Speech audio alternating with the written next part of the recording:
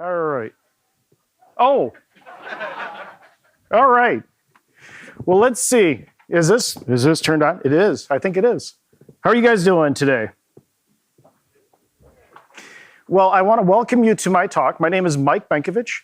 I used to be a developer evangelist for Microsoft, and I used to do a lot of stuff talking about Visual Studio and all the cool things you could go out and do with that. I left Microsoft probably about 10 or 12 years ago, and I've been doing cloud consulting ever since. And I do LinkedIn Learning. I've got a couple of courses out there on infrastructure as code. I've got one on DevOps. I've got a couple on .NET and some other things. And as a LinkedIn Learning instructor, if you want to connect with me, my barcode is right there. I'd be glad to help you find and figure out whatever it is you're working on. Today's session is all about core to containers to orchestration, which is kind of the progression from being a monolith old .NET web developer like my mom. My mom builds websites. Just thought I would say that. It's web forms. I think so, right? So yeah, my mom used to do .NET Nuke. And then I was like, well, but mom, you need to do like the new .NET. And it was like, okay, web forms. And so she did web forms for a while. And then it was like, these web pages need to be responsive. So I pointed her at the Bootstrap videos, and she watched all of those, and now she does Bootstrap. And anyway, containerization is not one of those topics that I'm going to work on with mom. Just, I don't know if I need to get there, but if I do, I'm going to try to compartmentalize it enough that it's just taken care of automatically. And I don't know if you saw David Fowler and Damian Edwards talk about Aspire, but there's a lot of things that are coming in .NET that take all of this stuff and make it so much easier. Just basically packages it in. I put this talk together before Aspire was officially announced and released, and it's in preview. If I was still at Microsoft, I'd be showing you all the preview packages and the preview things. But as a consultant, it's like I have to use the real world tools. And so today, what I'm going to do is I'm going to walk through that journey of going from .NET into a containerization, and then look at what types of compute's available inside of the cloud for running those containers to make them all work. So we'll have some fun with this. So yeah, takeaways from today. What do you want to get out of today?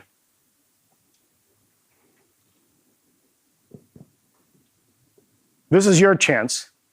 What do you want to get out of today? You said containerization options. Right. Understand. Right. Okay. How about over here? Anyone?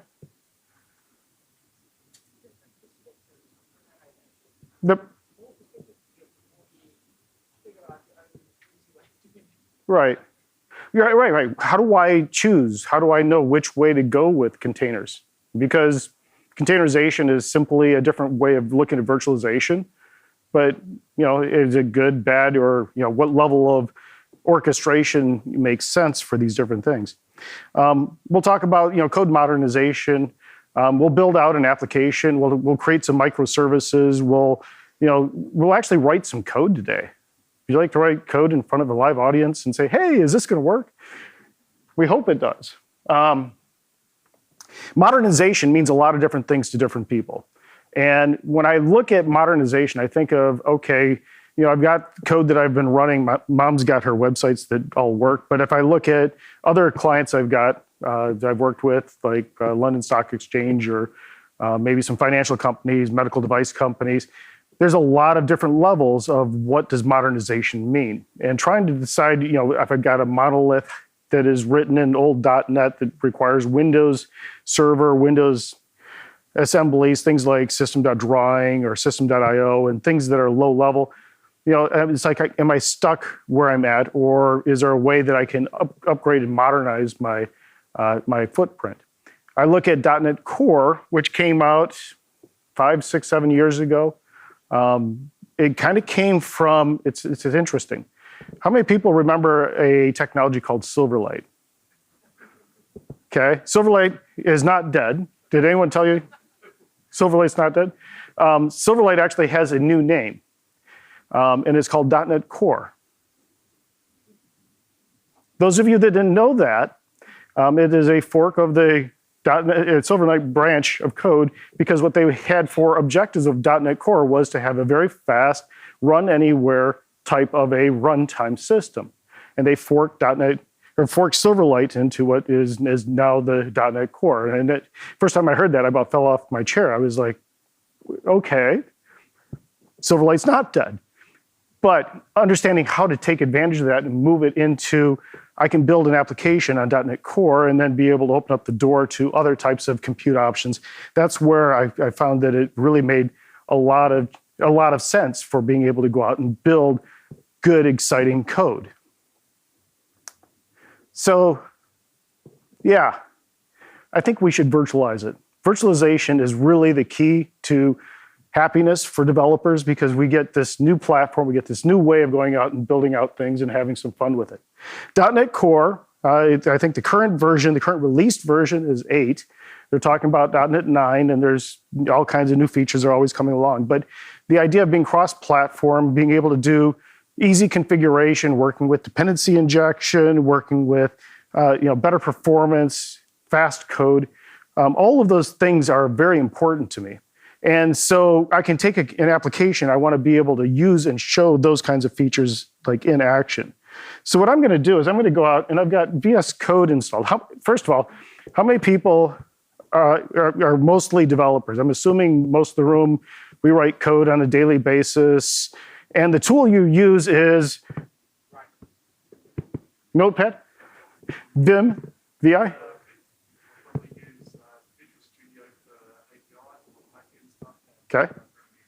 Okay, so you use Visual Studio for APIs, and then you use VS Code for infrastructure as code, YAML, DevOps. It's a challenge, because it's like, I used to get up and I'm like, always was Visual Studio, because I've done a lot of Visual Studio. So for me, stepping back and saying, well, I'm going to use VS Code for a demo was like anathema. It was just crazy. It was like, why would you do that?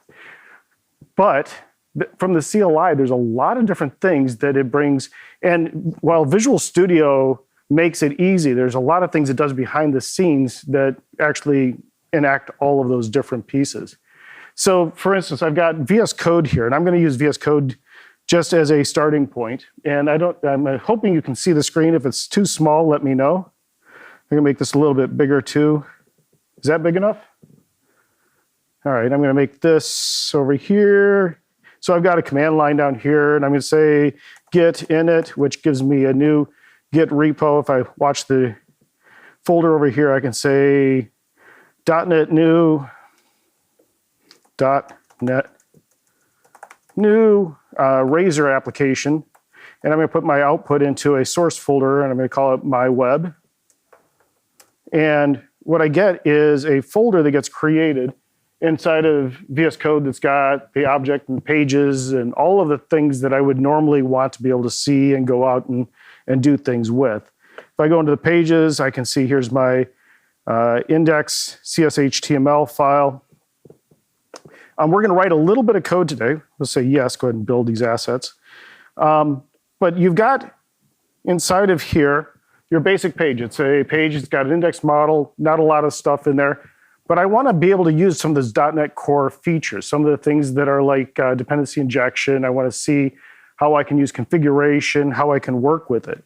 So by using some of the built-in stuff like the Microsoft.extensions.configuration namespace, I can do an inject an iConfiguration, and we'll call this iConfiguration, we'll call it config. And I like using config because then it's like I can go out and I can say, hey, here's my stuff, and then I can come down into my page and I can say, here's my welcome page. We'll put in a bold tag and say @config and put in the environment name. So from here, where does my environment variables come from? App settings, right. So if I go over from here and I say, here's my app settings, which is a file on the left-hand side, I can go and I can say, here's my app settings. I can say here, my environment name is going to be a JSON thing, and I'm going to call it local. And I might have some other environment configuration, things like favorite color. And I can put my favorite color. What's our favorite color here? Blue? No, red. Ah, sorry. How about light blue? Sorry, that's a Monty Python reference. Sorry. But the cool thing is that in my app settings, I can specify values. I also have an app settings development where I could put in a value, say, instead of using that, I could say, let's have in my development folder, my environment name is going to be dev. And I could say, if I were to take this and go out and say, let's run this, and notice I've got everything set up to go out and do a run, it'll go out, build the application for me, and I can see, hey, look, it's running. It says welcome dev, right? And the nice thing about my configuration is that the configuration settings inside of .NET Core allow me to inject settings from a lot of different places. So I can override and pull in the environment pieces of information pretty easily.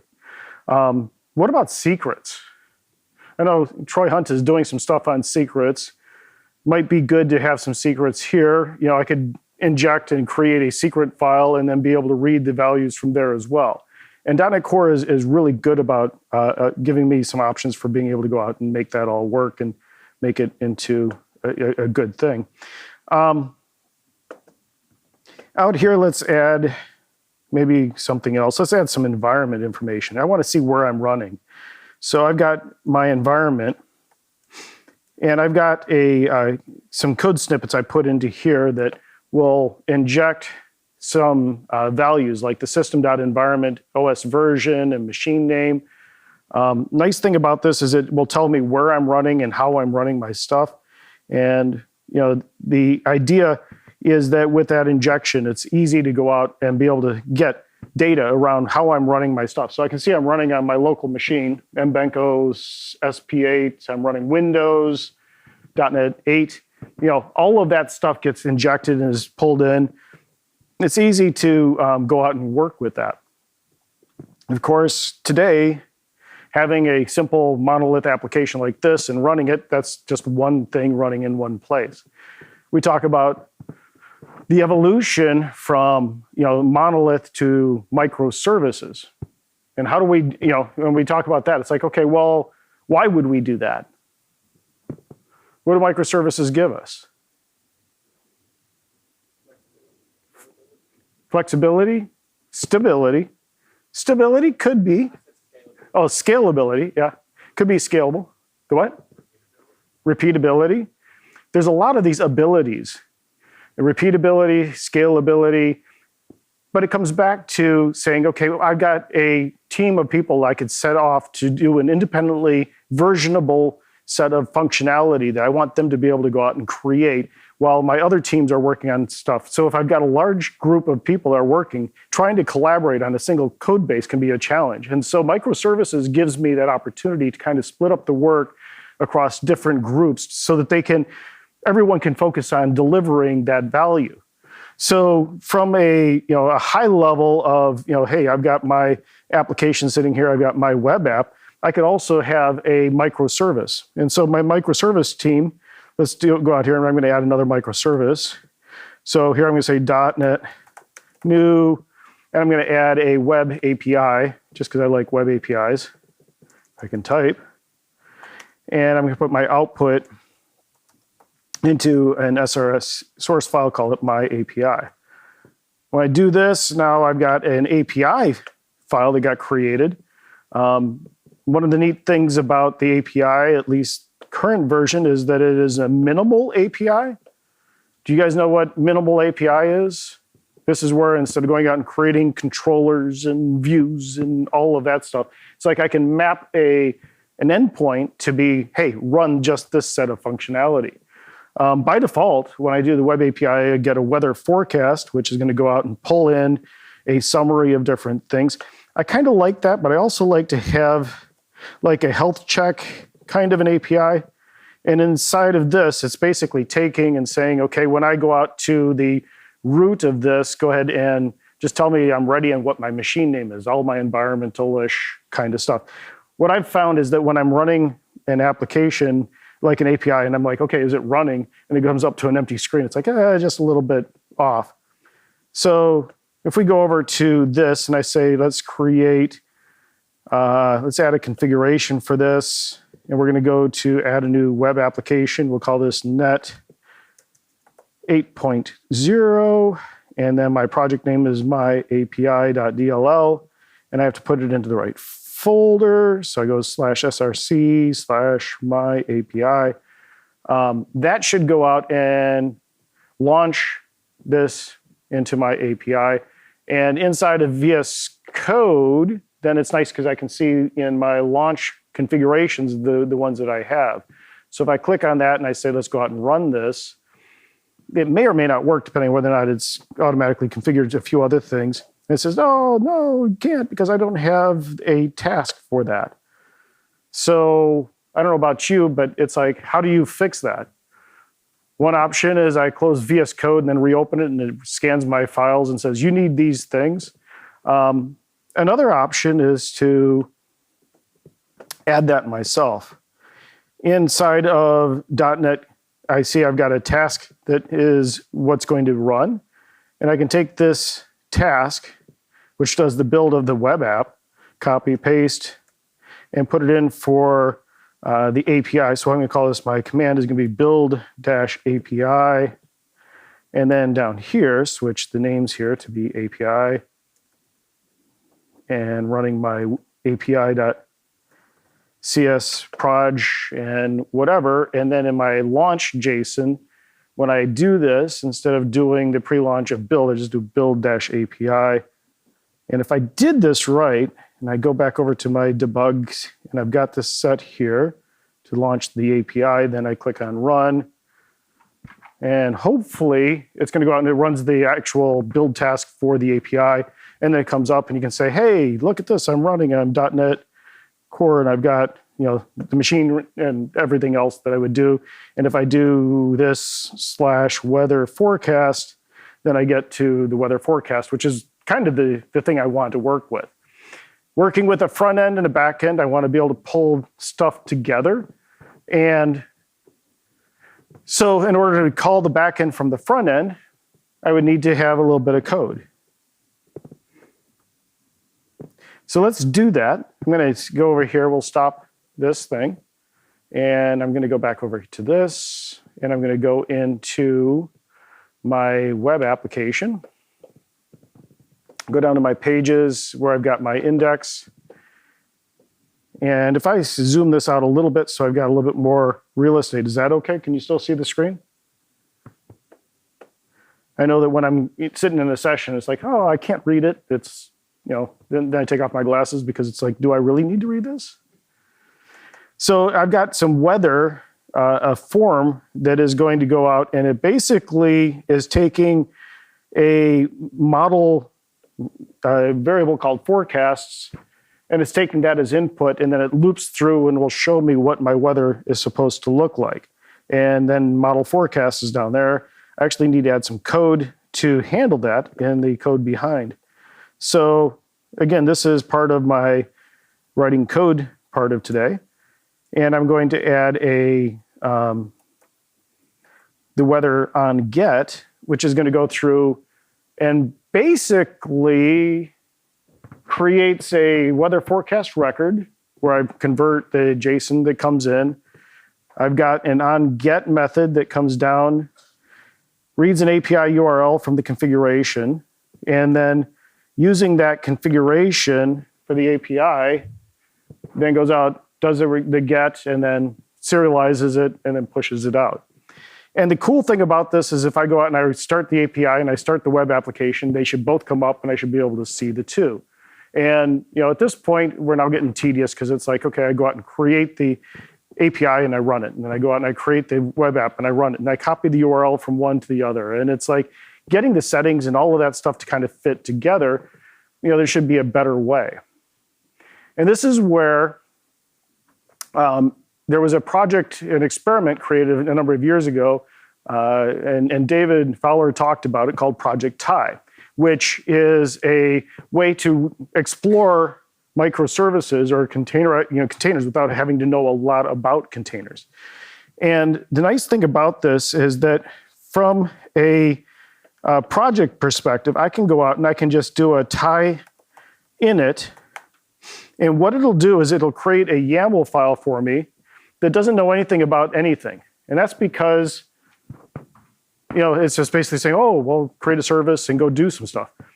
I don't want to do that. What I want to do is I want to use Visual Studio or the concepts of .NET to make this easier for me. So in order to use tie and make it work well, what I'm going to do is come back over here to this. I'm going to go to say yes, cancel that. Not sure what happened. CD, no, okay. Close that. What I'm going to do is I want to use Project Tie to make that microservice-y thing work better for me. So I'm going to go out here to my NDC, CCO, core containers to orchestration talk. And from the root, I'm going to say a .NET new solution, which will create a solution for me. And I could say .NET solution add. And I'm going to use the source, my web. It'll add a project to it. And I can do the same thing for my API. Nice thing about this is that when I'm done with this, if I look on the left-hand side, I've got my NDC 24 solution. I could do dev env NDC 24 cco.sln, and it would open up Visual Studio for me, running the whole thing with a project, and I could then go from there and say, okay, F5, add containers, do all the magic stuff. And that almost worked. Did I tape that right? NDC. Oh, I misnamed it. NCD. It's my bad. NCD 24 solution dot this, and then it'll basically open up Visual Studio. And now if you're a Visual Studio developer, it's like, yeah, I can go here and I can say, here's my solution. I could take these two things. I could say containerize. I could right click and say, right click, go and add my scaffolding item. I could add Azure references. I could add service references. I could add orchestration or Docker support, basically be able to go out and work with this. But from a .NET or VS Code kind of a perspective, if I would do a tie init, now it's going to read that the Visual Studio files, and it will say inside of here, it knows about, here's my web, and there's my API. And the neat thing about this is I could have an environment variable, and then in here say, okay, here's my ASP.NET Core environment. I could say env name, and we could call this an env name to be Project Tie. And I could have another one for my API URL, and the value of that would be my API / weather forecast. And the neat thing about using tie is I've got some YAML configuration that I can use to kind of drive how it will behave within the application. And when Aspire gets into general release, you'll see very similar kinds of abilities. So if I do a tie run, what this does is it takes that configuration information and creates a dashboard for me that has my application up and running. And I can see that the dashboard is on the local host. Here's my local host for this. And look at this. Doesn't work. Why isn't it working? It says right there. We're missing an HTTP client service, so we need to add that to our program startup. I did that because I wanted to show you that you get error messages and you can actually solve stuff, probably. So we can take this, and what I can do is just by iterating through then on my code, do a Control-C, and coming over here to my app and going down to my program file. Here's my Razor pages. We'll add a builder.services.add-HTTP client. And then if I do a tie run, and by the way, I don't know if you noticed, but I've been editing up here and then just doing stuff below. And people use VS Code and you're like, wait a second, don't you have to save the files? Yeah, what is it? Why is it automatically saving the files? Why don't I have to do a control save all? New feature here, autosave inside of VS Code. Turn it on. It's a very good thing. I don't know how many times I've got burned on that.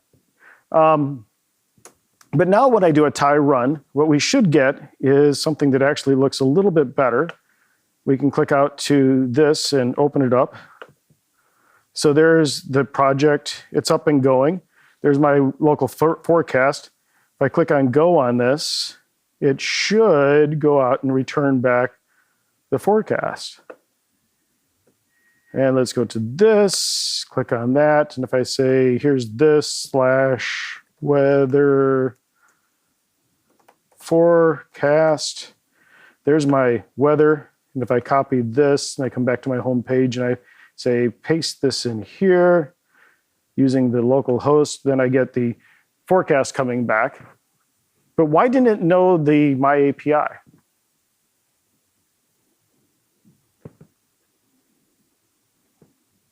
Service discovery, right? Because there's service discovery that needs to happen to be able to say, how do my services know about each other? Aspire, which is the new stuff, and Tie and Docker Compose and a lot of these other containerization systems have ways that we can do service discovery. Going east-west, which is going from a couple services running inside of the same network plane. We'll take that name of the service and then do that as the way that I can go out and address and work with the other stuff. So it'd be great if this was just, always worked and I could just type that in. But given the constraints of what we're running on my local machine, maybe there's something else I need to do to make this better. So .NET Core gives us the ability to go out and build microservices. We can work with different technologies. One of the nice things about .NET Core is I can run on Linux. So now I'm a LAMP stack developer, which is great. I can build loosely coupled, bounded context. I can tie together these different things. And then how do I use those for being able to give me that scalable, reliable, auto-healing, those things that are part of orchestration? How do I go out and make that work? So Project Tie, you can download it. It's available inside of GitHub.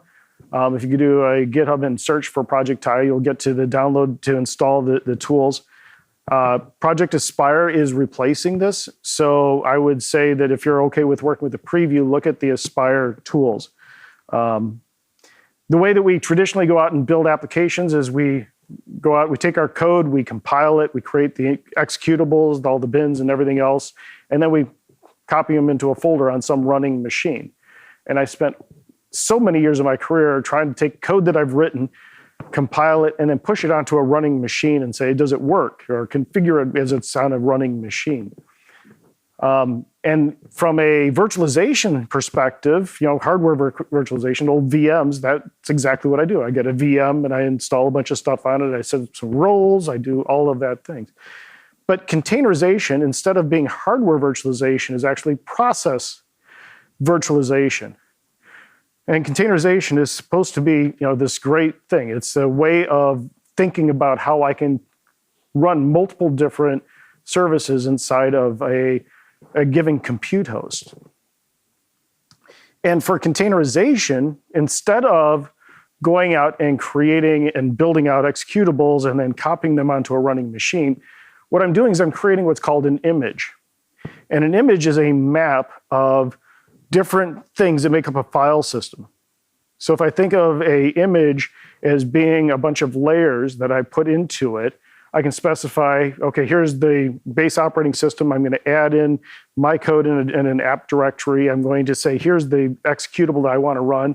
And then when I want to call it, I just go out and call that particular thing. And so now, instead of going out and trying to figure out how do I push code onto a running machine, now I'm creating a image or a map of what that file system would look like. And then when I want to run it, I just pull a machine that's already running and I just copy in that file system, it maps everything it needs, and then just calls my function or my executable. And because of that, it's very fast to spin up, it's very consistent, and it gives me the ability to leverage what, the magic and the beauty of what, that people call containerization. Clear as mud? Questions about it?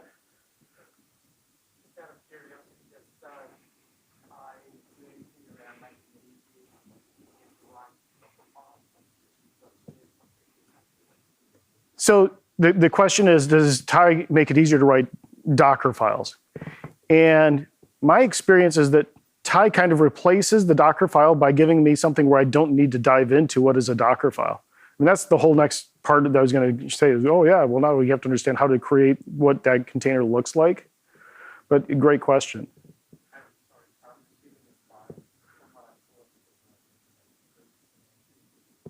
The what? Aspire. Aspire does something similar. And it's again, trying to say, as a developer, do I really need to understand how Docker works? How many people work with Docker and love Docker? I said love Docker, right? Because Docker is great. It's a file system that allows me to go out and specify how does this container get built? How does it all connect together, right? And and I had these different layers, these different things. A basic simple Docker file says, okay, here's my image. I'm running .NET 7.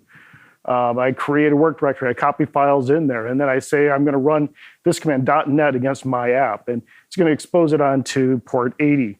And all of those things that are part of that Docker file kind of define how that all works.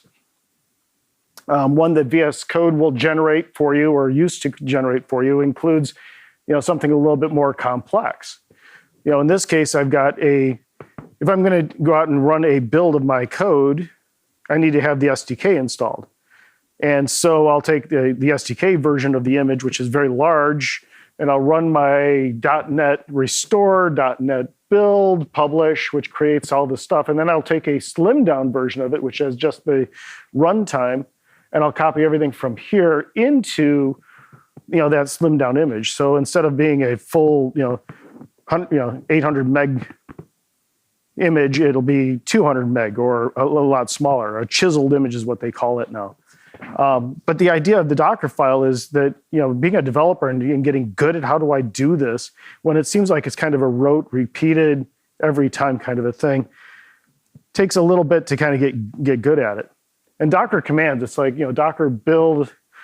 You have to have the right commands. You have the -t, which I think is for -t being time, typical, toast, tags, right? So I tag it, which gives it a name, and then once I have that name attached to that image, then I can say, okay, well here's that image, and then I want to run it, and I go Docker run -it --rm, which means remove the image when I'm done. The -t, it is interactive terminal, so I can see what's going on.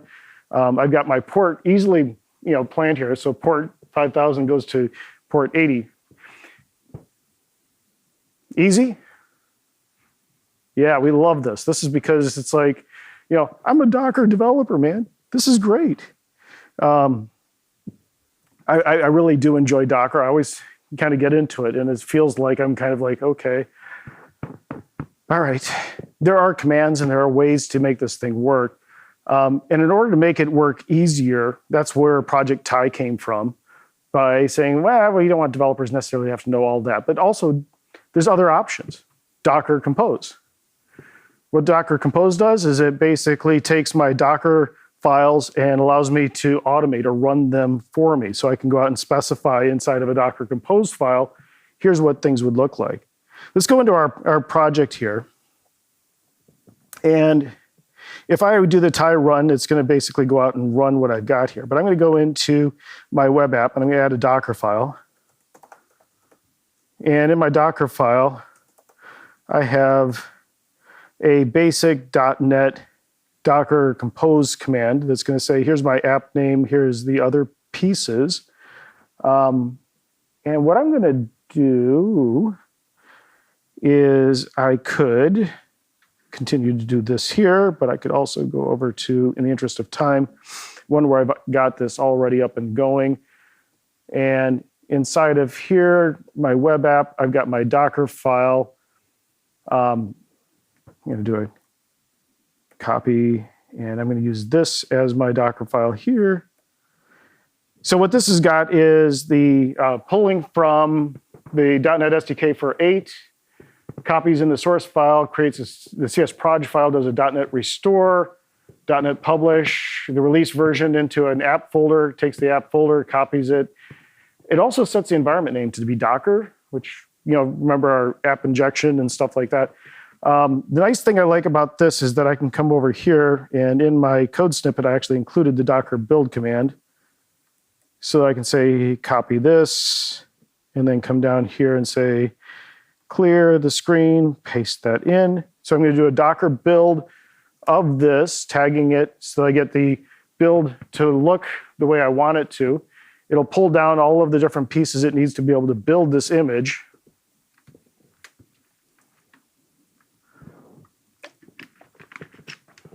Questions about what it's doing? We've done this all before, so this is all usual stuff. Australian Wi-Fi, yeah. It actually was fairly quick upstairs. Maybe if you get up higher in the hotel, you get more bandwidth. If I was upstairs in Troy's room, I would have much faster response. Right. But when it gets done, what I've got is I've got an image. If I say Docker image list, and I say it's my web, it'll go out and show me there's my web. I created this 10 seconds ago. There's my image name. I can say Docker run, and I can port from 8,000 into this, say copy that, paste it in. And there's my image. It started this big long hash down on the bottom, but because I'm going to port 8100, I can just browse to port 81, and then you can see here it's running, and it's got my environment name Docker. And if I had the API up and running, I would be able to go out and say, okay, we'll run this, run the other thing, and they would be able to connect and communicate by the service discovery, which would be beautiful. But doing this work every time for Docker, like I said, is kind of a pain. So let's do this with Docker Compose. So to do that, we'll add another file here. We're going to call it my Docker file. Again, I'm going to, take the Docker file I created over here. And I'm going to paste it in here. So this is my Docker file for my API. And then I'm going to come down and I'm going to add a new file at the solution level. I'm going to call this my docker compose.yaml. And in my docker compose.yaml, I'm going to have a some basic things where I'm saying I'm using Docker Compose version 3. My service name is going to be my web. And my web version 1.0 is going to run, and it's going to put on port 5100. Let me make this a little bit bigger. So port 5100, it's going to talk. I've got my environment name's Docker Compose now. My API URL, it knows about this other API down here, so I'm going to use that as the name to connect up to it. And then I've got my image down here, version 0.1. I think I built this that way. Let me see which way we built this. Yeah, we called that V1. So I need to make sure I've got the right version on my tags. So coming back over here to my Docker Compose file, we're going to say this is going to be version 1. And I could also say latest, which is kind of a containerization thing. But I'm going to use this, and I've got my 2 versions. And I'm going to say now Docker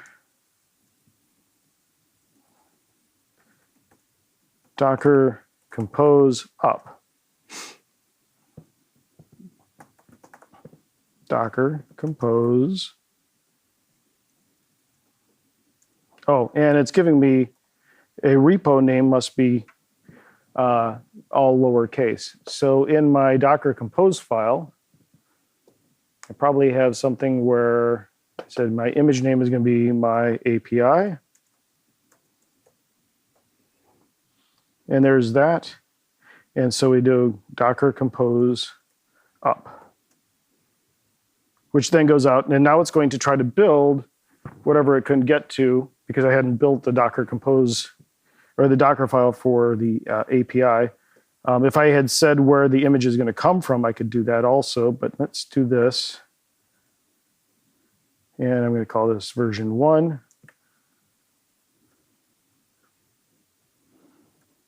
Copy in, come down here, paste. So again, running the Docker stuff to make sure I've got the image built. So it's in my local Docker repo, so I can work with it. Should all be there, and I can do a Docker compose up.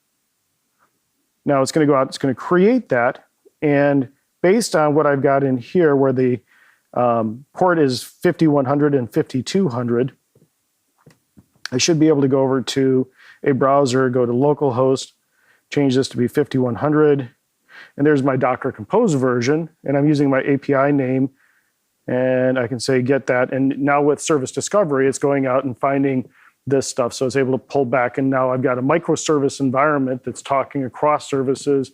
I could be debugging it, I could edit it, and I could go out and do whatever I need to with that. Any questions about Docker compose and microservices? Because it's like at this point now, I've got Team A who's working on my weather forecast, and I got Team B who's doing my micro front ends, and they're building out really great stuff where it calls out the weather and pulls back and everything is good. So how do I run this? Where do I want to put it? And this is where we come back to the question of, okay, now that I've got containerization, what about orchestration? Because naturally, if it runs here, then we probably want to say, okay, here's my Docker compose. Now we can move on to Kubernetes, right? Because that's the natural next. Kubernetes, anyone? Lots of options out there. Lots of options in Azure. How do I run my compute? Depending on whether I've containerized or not, I might use Azure Batch, I might use functions, I might use app services. There's a lot of different things. There's a great flow chart where I go and ask the questions, I'm here, how do I want to get to there? And the nice thing about it is that there are all of these different things. But if I'm containerizing, there's really, I want to be able to take my image and be able to run it in different places. Azure has, and by the way, my talk is about Azure options for containerizing, but it could also be, it could be Google, it could be AWS, there's equivalent things. There's a container registry. A container registry is that library that has those images that I went out and created. In Azure, it's called an ACR, or Azure Container Registry. And you can use GitHub cr.io is another one if you're doing GitHub. A lot of people will build their images in one place, and then you have to set up so that you can pull that image from whatever into the compute. But to build an image with ACR, I can use an AZ command. AZ is Microsoft's Azure CLI command that I can go out and run different things to be able to iterate through and build stuff. Using the ACR AZ build, I can build my image and actually upload it into Azure with this. So in order to make this work, what I can do is I can go out to where I've got my stuff. And in this case, I've got a command that I've created down here. And this is a set of PowerShell commands that I created for this talk. And if I want to go out and create version 1 of this inside of an Azure Container Registry, first of all, I would need to create an Azure Container Registry, which I've done with some variables in PowerShell. AZACR create will create a container registry, pass in the name and the SKU, and then you do an AZACR to log in. which gets you a token that allows you to go out and do stuff with it. But with that, I can take these things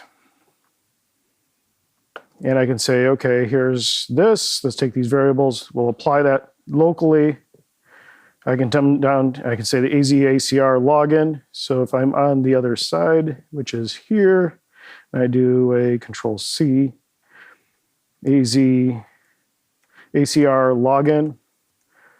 This will go out, log me into that container registry. I have to pass in the name. And my name that I chose was BNKACRCUS, which goes out, does the actual connection, authenticates against the container registry and the ACR service. And then I can call that ACR service to do the build for me. So if I come back over here, and let's create a test.ps1.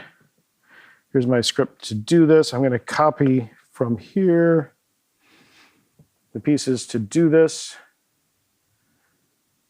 Container apps and the AKS stuff. I'm just going to copy some commands and paste this in.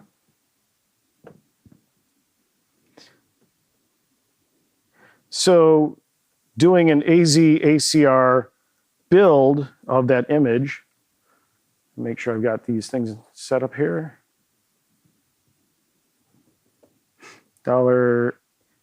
$app image. It's missing some stuff, so I've got to get some variables. And my variables are up here.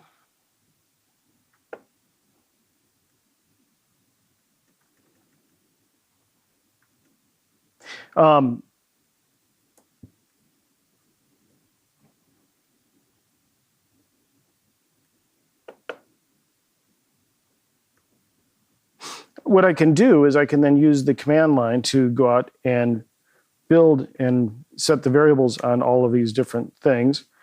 And I can say AZ-ACR build, which then goes out and takes my code and my Docker file, uploads it into Azure, where it'll actually do the build and then tag it and keep it inside of the Azure Container Registry. Imagine, if you would, that worked in the interest of time. And then I can go out and I can say, okay, well, now I want to use that image to be able to publish and build out a different compute host. So one of the first hosts that I like to show is going to be, and let's take this, and this is kind of interesting because it's,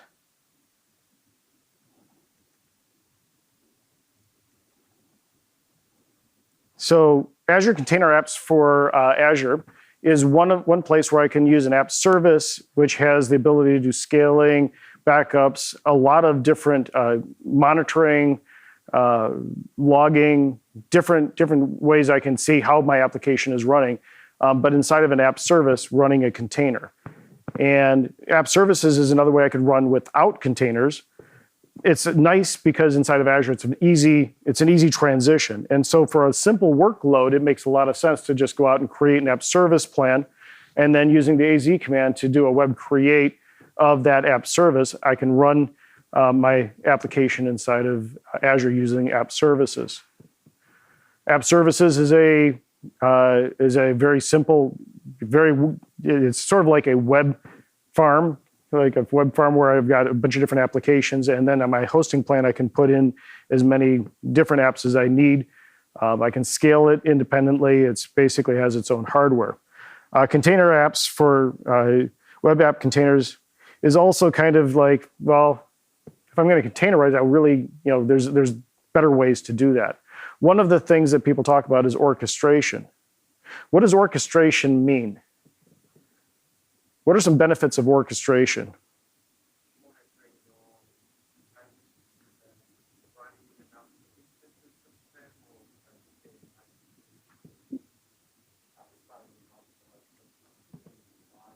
Yep. So scaling. So some of the benefits that you're mentioning is it's got a health check. So it's making sure that things are up and running. If it's not running, it'll kill it and start a new instance.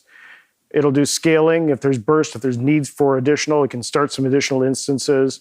There's also the ability to do deployments of Canary, different kinds of deployments where I want to roll out new versions based on that new image instance. Azure Container Apps is a version of containerization built on top of Kubernetes, except where Kubernetes is kind of managed for you.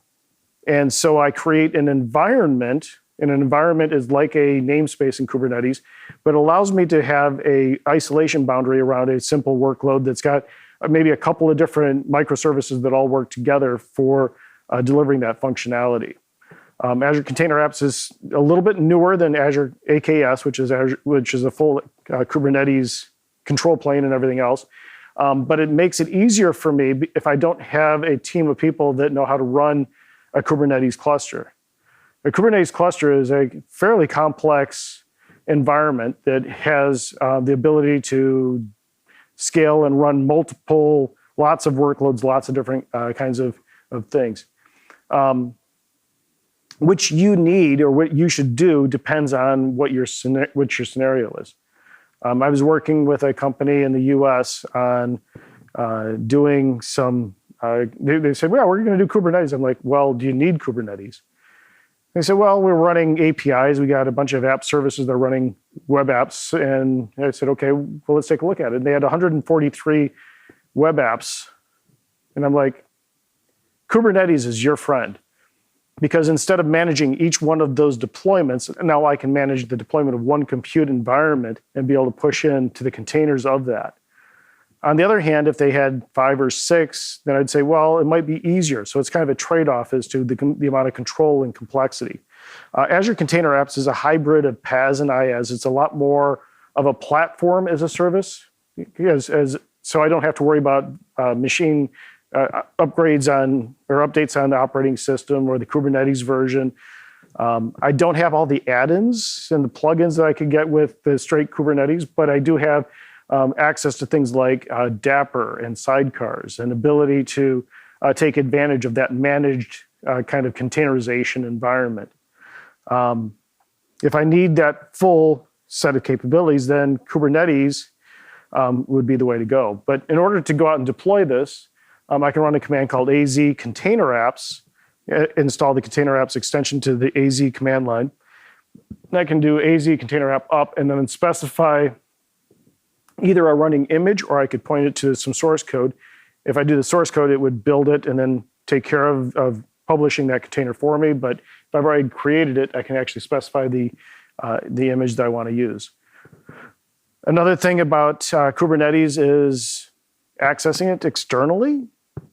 So you've got this great app, but it's only internal. There's no outside facing stuff. So in order to expose it, I need to have a ingress of things. With container apps, I can use the ingress and say it's an external ingress, and it takes care of setting up that for me, which is really, really nice. Moving on to what is AKS, a full Kubernetes cluster. This is where you get full orchestration. It's a full level of everything that you get with that. You get the Kubernetes API, which means I'm using kubectl to go out and view things. I can use Helm, and I can use charts, and I can use a lot of those kinds of things to be able to go out and say, okay, if I've got that complexity and I've got those needs, this is when I would go over and do that.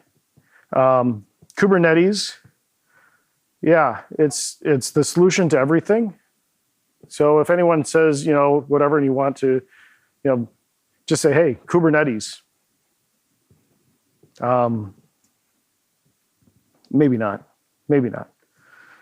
Kubernetes has got portability. You've got deployment options. You've got self-healing. If you have a container or a pod that isn't working, it'll recognize that. It'll be able to start up and give you this scale so you get back to however many you need. You've got the availability, service discovery. Under the covers, the objects within a Kubernetes cluster is I've got a bunch of node pools. A node is a virtual machine. Inside of Azure Kubernetes, nodes are instances of a a virtual machine scale set, so a VM scale set that has a number of scaling number of machines, will add to and from our node pool. And I can create nodes that meet different kinds of hardware criteria. I can run Windows nodes, I can run Linux nodes, I can run compute, I could run GPU heavy, I could run memory. I could design my node pool to fit whatever compute I need. And then using inside the manifests I create, specify how do I migrate different workloads to the different parts of the node pool farm. The system node pool will have your Kubernetes control plane as well as some kubeconfig like the database that manages where everything is running. A given node pool will have pods. And so there's the number of pods. A pod is a set of compute and memory requirements. And I can create multiple pods per node. Depending on the size of the machine, I've seen anywhere from 10 pods to a node to 30 pods to a node is typically what we will run at. A pod then has one or more containers. Usually it's a single container because a pod will be like set for a microservice, like my web front end or my weather back end.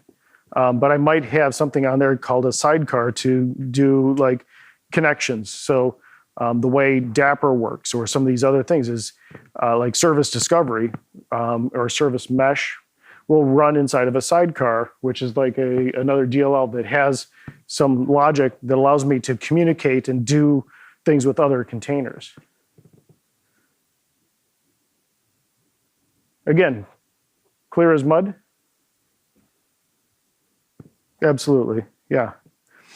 Working with Kubernetes, whether I'm running in Azure or Google or on premises, is the kubectl command. It becomes my friend because I can use that to be able to go out and interrogate the Kubernetes database that has all of the objects and all the pieces of information that are out there. I can use kubectl to get information about the running pod. I can deploy things. I can run clusters. I can connect to running pods. I can get logs. I can see all of that information. kubectl is one of those things that you really get into. And then you look at the types of objects that it works with. Namespace is a boundary that helps me organize different parts that are running. I can deploy, if I have a namespace that has some services and some deployments, and I want to wipe it out and start over, I can just delete that namespace and create it again and be able to get some consistency on how that gets configured. Ingresses, configuration maps, volumes, diving into how this all works. There was a workshop for NDC that was a 2-day workshop diving into all of this stuff. And it is literally one of those investments of time to be able to get good at how all of these things work. Questions on any of that? Yeah, lots of things. I mean, it's just like at Microsoft, we always made it seem so that you want to go out and build a application. It's just like, hey, yay, go. Reality, not always so much the same. AKS, if you go into Azure and you're looking at the different things, you have namespaces, workloads, services, and ingresses. There's a lot of different configuration settings that you can get to. You can view it from within the Azure portal, but you can also use other tools to be able to go out and do that. Prometheus, Grafana. There's also Lens, which is a tool that we use a lot where I work to be able to go out and be able to see how things are running. And they do a great job of providing some great visuals and graphics on understanding how your workload is running. So we've got like 1 minute left. Questions? When do I need orchestration?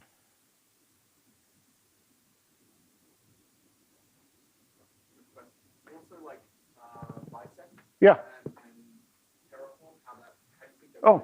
Because it feels like, I don't know about Aspire, but it feels like the cloud deployment is much more complex than any local development. Right. So when they say, oh yeah, you can do one quick deployment to AWS, I'm like, I quite skeptical. Right. To be honest. So, how do you think your local development relates to this big deployment? And do you actually think you could do a one-click deployment without, Kubernetes and all that? I don't think. So a great question, and it's like you're talking about how, they make it seem so simple. Like with one click, I could go out and do all that. It doesn't like I don't put my database in the right subnet. Right. All that stuff. Where do I put that config? Have the button. Or maybe I use the database and it's actually connected to multiple things, and there's intricate dependencies that I didn't think of. And if I blow away this and I recreate it, does it use the right database and all of that configuration stuff? Your question also, you talked about Bicep and versus Terraform and the infrastructure as code. In my world, I look at a well-governed cloud as having three legs of the stool. One is your infrastructure as code, one is your DevOps, and the other is your standards. And how do I develop patterns that are repeatable to be able to use these other things to be able to go out and build code to be able to deploy it. Bicep makes it easy to go out and do some of this stuff. But like these Azure CLI commands aren't using Bicep to create it. They're using the CLI to go out and do a provision and to animate those things. When I'm looking at my Terraform, or when I'm looking at a orchestration scenario where I've got the need to be able to do this, I absolutely dive deep into Terraform or into a infrastructure as code tool to make sure I can create this in a consistent way, and then use that same code to create it my dev, test, QA, production, so that I'm able to repeat it and make sure that all those patterns work. Great question, though. Other questions? Yeah. On the subject of Bicep, so I've been a Terraform guy Mm-hmm. for years now, and started this Bicep probably about 8 or 9 months ago. They all seem to say, with Terraform, they kind of have Terragrunt, which is another Mm-hmm. on top of it, which just made it, not a mess. And Bicep kind of suffers in many ways the same, but it does. That's just been built on top of ARM, Right. which really knows that pretty quickly. Right. I don't know. If they're ever going to be an appetite to do a proper development environment for this stuff, so that we can actually go through and actually hit break points. Mm-hmm. At certain points, actually find out what's going on without it having to. Because I know even as nice as Bicep is, when something blows up in it, Right. it's horribly cryptic. Right. You get a stack trace and you got to look it all the way through and do something in there that's got some horrific error messages that newbies Right. have, which you can be stuck on it for hours until you find out that it's actually something completely obvious way over here, but maybe not so obvious. I reckon you have time to actually improve that.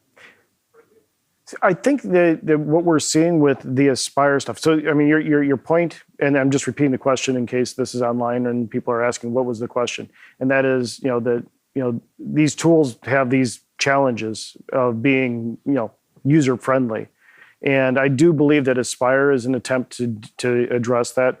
AZD, the Azure Developer CLI command, is a big attempt to do that, and they do that with standardized Bicep to be able to pull things together.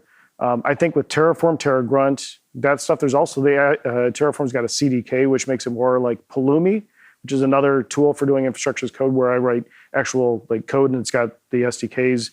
But it's basically to make it easier for developers to be able to go out and do these things. And when you think about a developer, what kinds of skill set do I need to be able to be a cloud developer today? It's a lot more than it used to be, because I now need to be thinking in terms of what does this infrastructure need to look like? Yeah. Mm-hmm.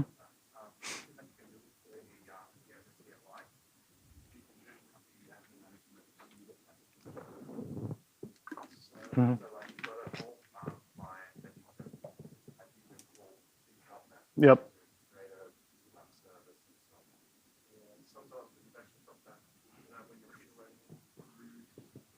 Yep.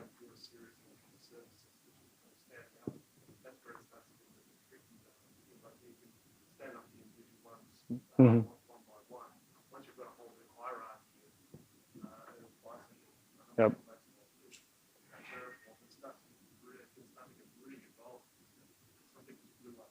Right. the output of a particular module, especially in life safety, is going to be really quite quickly. Yep. It doesn't do it the way you would expect. So it might not actually operate through. You know, what you expect a table like this is actually appearing like this. Yeah.